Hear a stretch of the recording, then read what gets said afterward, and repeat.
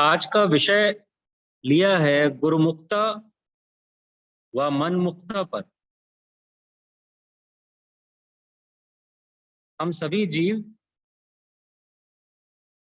हम सबको ये सोचना चाहिए कि क्या मैं गुरुमुख हूं अथवा मनमुख।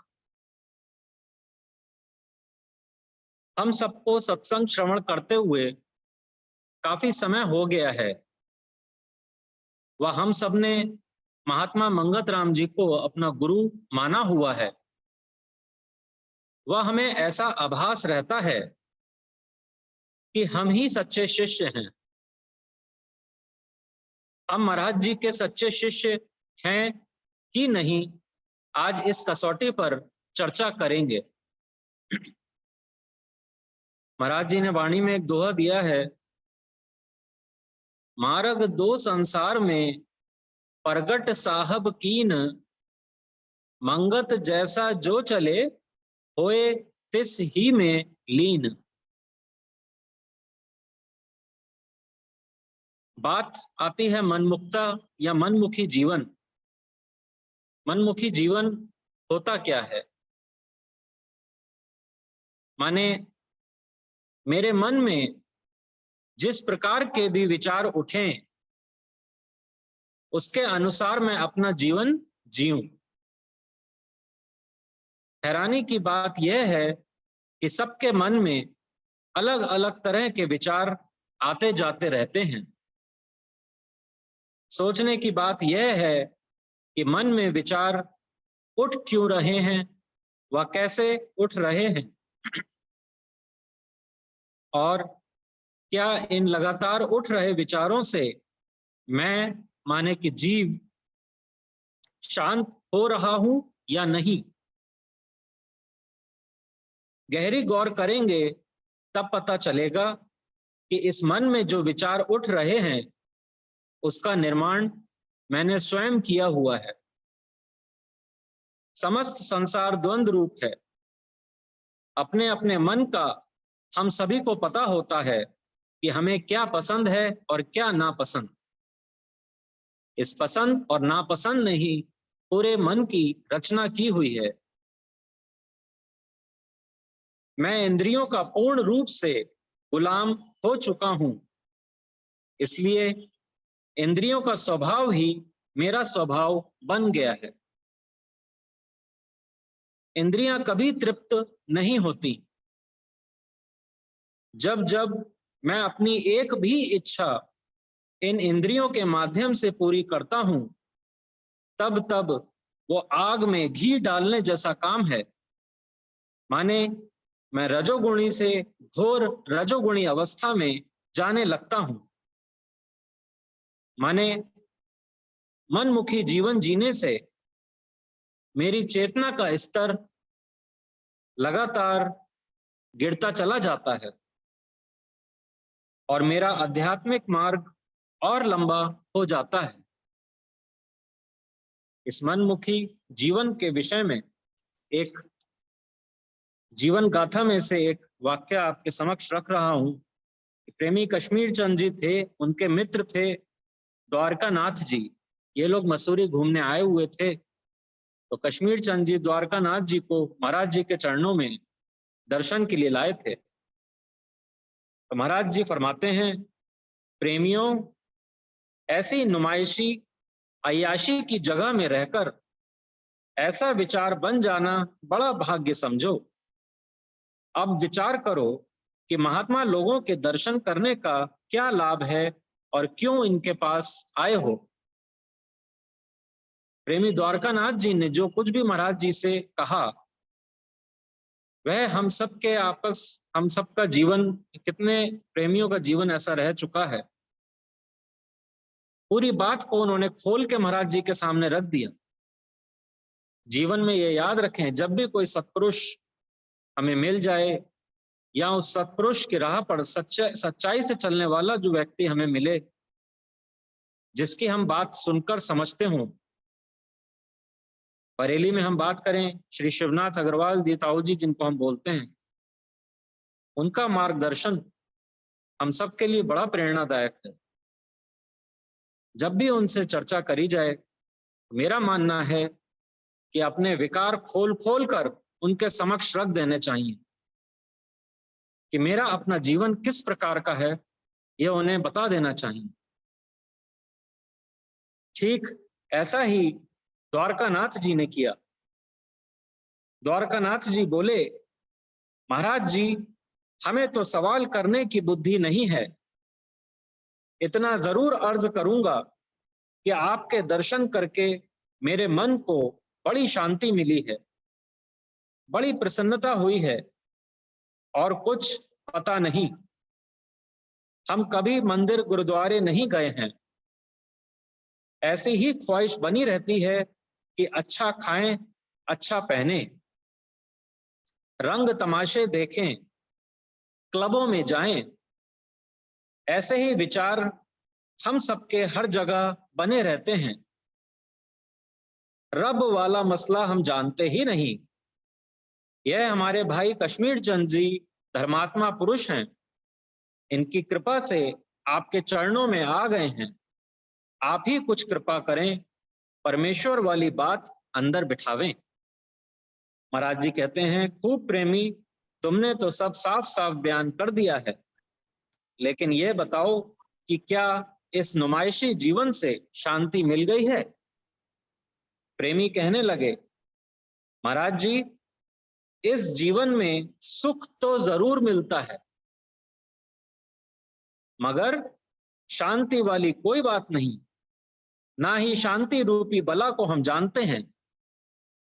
वैसे दिन रात चिंता फिक्र लगा रहता है, कल्पनाएं उठती रहती हैं, ईर्ष्या द्वेष उठते रहते हैं, इसलिए शांति कहाँ। सुथरे लिबास और चिकने चुपड़े चेहरे जरूर हैं। जब अंदर बहुत बेकरारी होती है, दारू थोड़ा पी लिया, गम कम हो जाता है, दूसरी दुनिया में चले जाते हैं, सब सुध बुध गायब हो जाती है। जब गफलत थोड़ी दूर होती है, अक्ल शक्ल सब बिगड़ी हुई देखते हैं। महाराज जी, सही सही बातें अर्ज कर रहा हूं। यह जरूर स्वभाव रखता हूं, जो कहना होता है साफ साफ कह दिया जाता है, चाहे घर पर भी हों। अब आप कृपा करें और बतला देवें कि छुटकारा कैसे हो।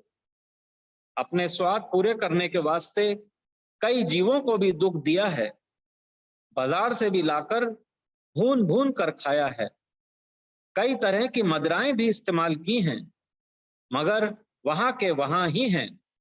महाराज जी, आपका जीवन देखकर बड़ी शांति हो रही है। आपकी थोड़ी सी खुराक के मुतालिक सुनकर हैरानी हो रही है। किस तरह शरीर हवा पर खड़ा है। अगर ऐसी खुराक हम एक दो दिन खाएं तो बोलने की ताकत ना रहे। जिंदगी में आप जैसे महात्मा के दर्शन नहीं हुए।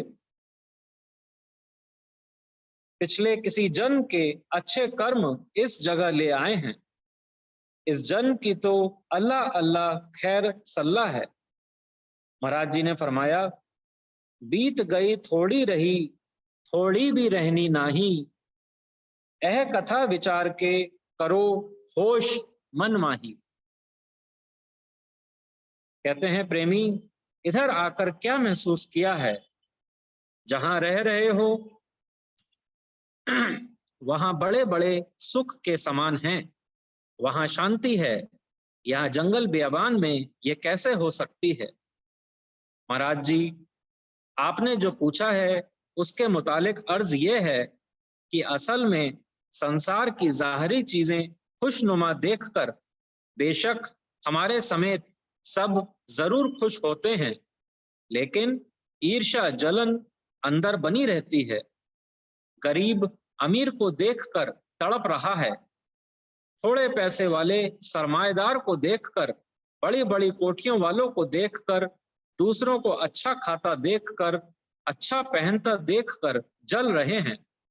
यद्यपि अच्छा खाने वाले और अच्छा पहनने वाले अपनी जगह लाचार हैं।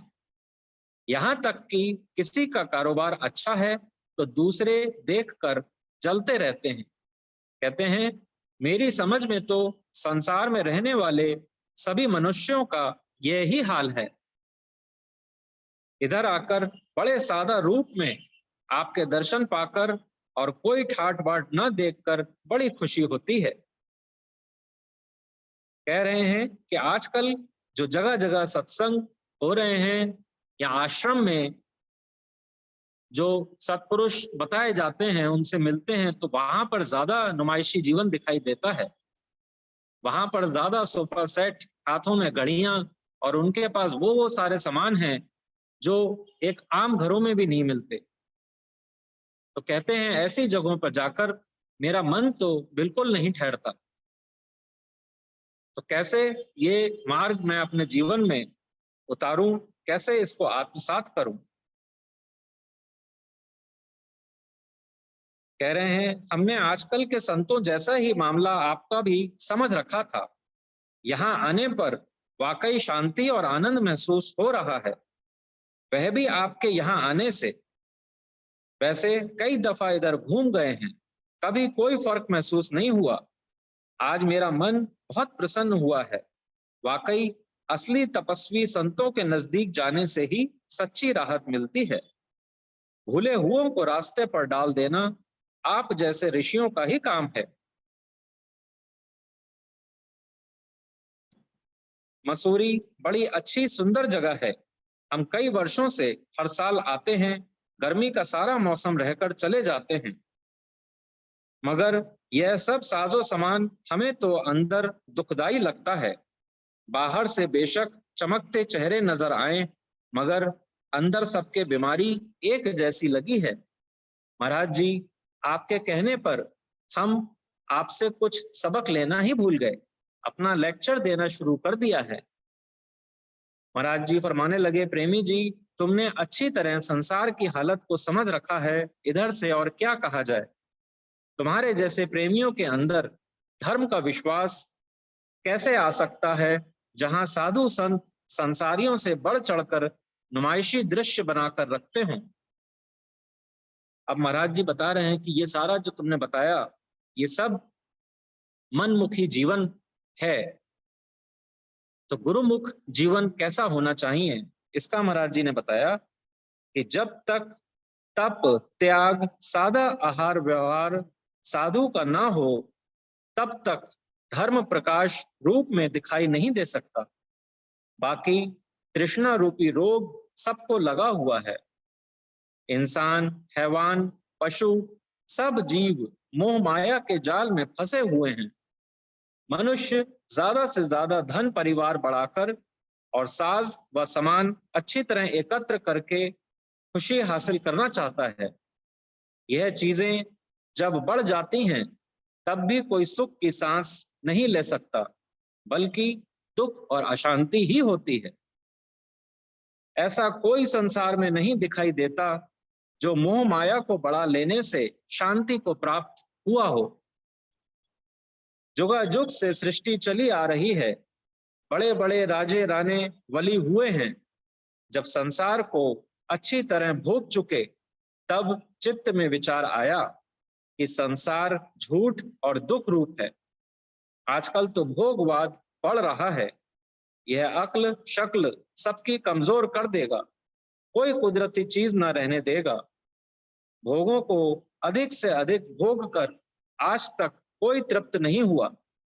वह मूर्ख लोग हैं जो बड़े बड़े भोग देखकर खुश होते हैं और ज्यादा से ज्यादा प्लान बनाए जा रहे हैं। किसी वक्त जाकर ये कैसी हालत पैदा करते हैं, ये तब पता लगेगा। बाहर की कंट्रीज का भी महाराज जी ने बताया कि हम लोगों ने उनकी नकल तो बहुत सारी चीजों में कर ली कि वो किस प्रकार के भोग जो भोगते हैं उसमें आनंद मिलता है, वो तो हमने नकल कर ली। लेकिन उनकी तरह जो एक ईमानदारी उनके कार्य में है, जितनी निष्ठा से वो करते हैं, वो हमने अपने जीवन में नहीं अपनाई। कह रहे हैं कि वहां पे जो भी भोग वो भोगते हैं, उसको वो बुरा नहीं मानते।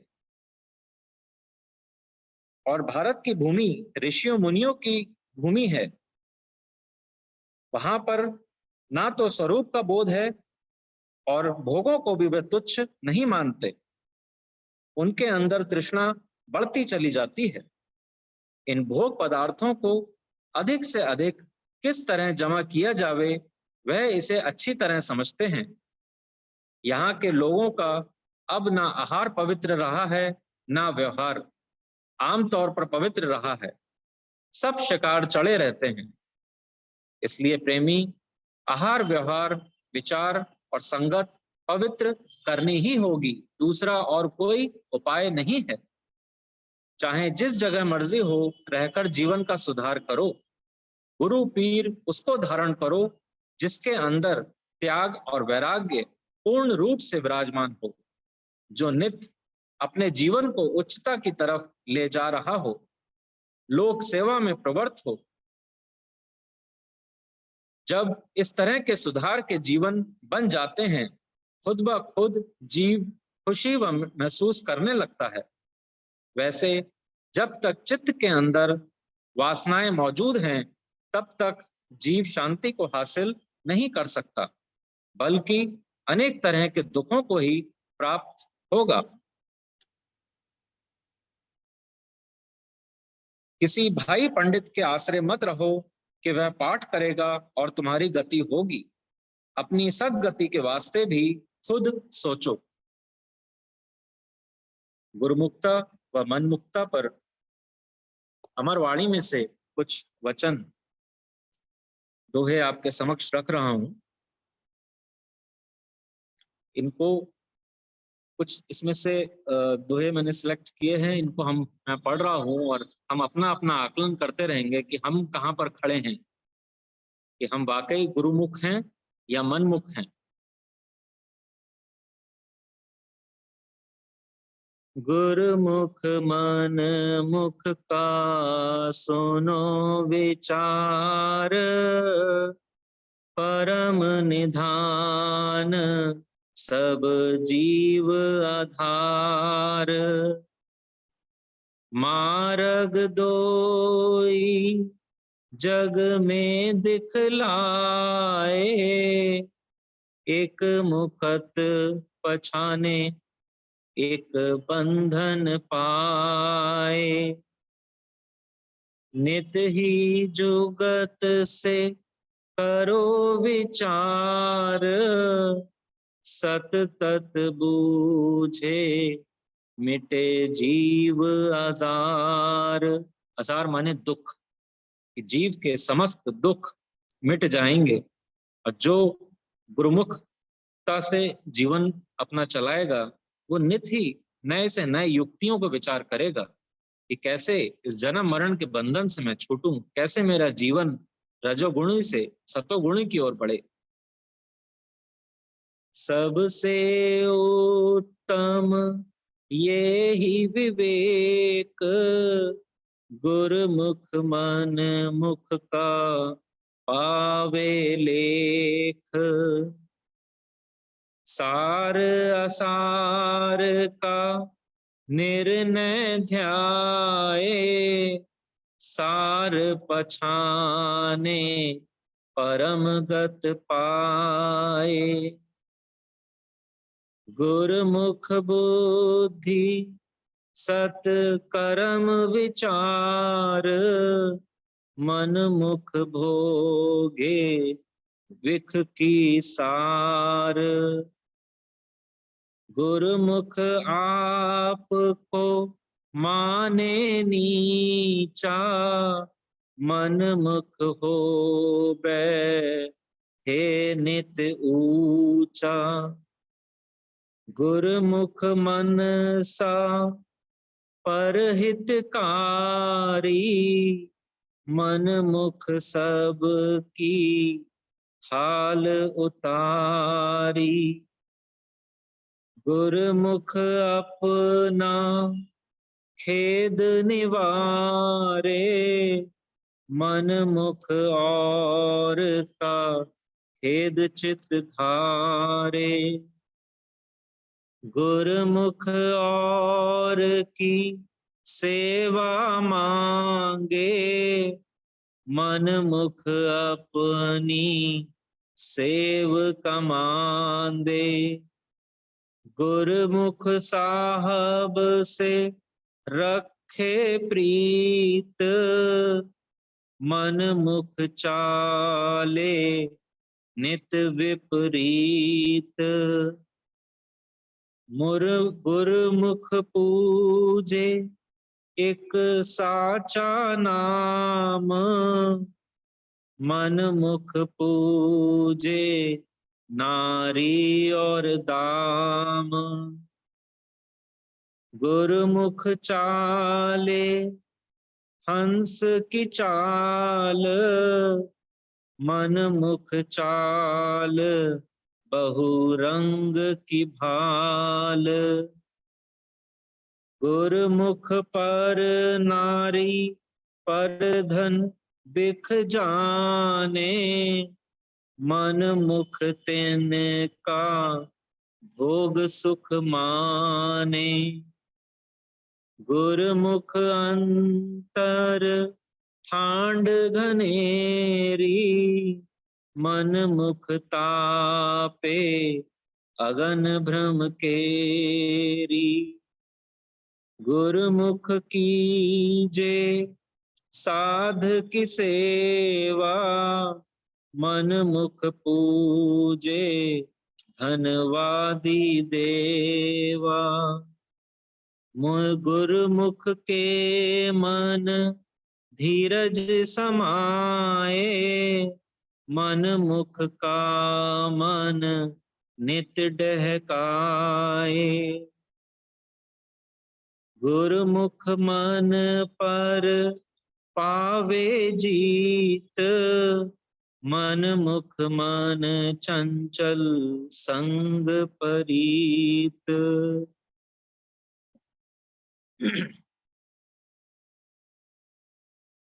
गुरुमुक्ता और मनमुक्ता पर एक उदाहरण भी आपके समक्ष रख रहा हूं।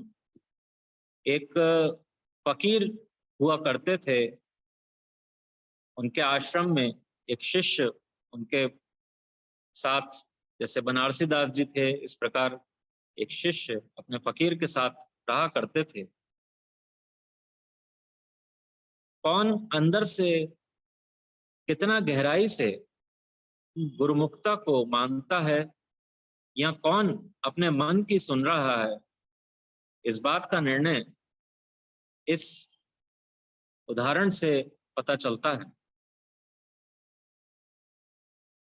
वह फकीर जिस एरिया में जहां रहते थे, उस एरिया में सिस्टम कुछ ऐसा था कि रात में चूल्हे के बाद आग एक उसको दबा कर रख दिया जाता था कि सुबह को उसमें फिर से चिंगारी उसमें देकर उसकी लौ को प्रज्वलित किया जाता था। फिर अपना भोजन या जिस प्रकार की भी उसकी जरूरत है उस आग का इस्तेमाल किया जाता था। तो ये डेली की व्यवस्था थी कि आग को रात में दबा के रखा जाता था। वो शिष्य एक दिन उस आग को दबाना भूल गए और सुबह सुबह आग का कोई इंतजाम नहीं था। तो पास में ही सब लोग गांव में रखते थे ये चीज, तो वो पास के घर पे गए और वहां पर उन्होंने एक स्त्री वहां पे रहा करती थी, उन्होंने वहां जाकर कहा कि हमें थोड़ा सा वो आग चाहिए जिससे कि हम अपने दैनिक दिनचर्या के जो कार्य हैं वो कर सकें।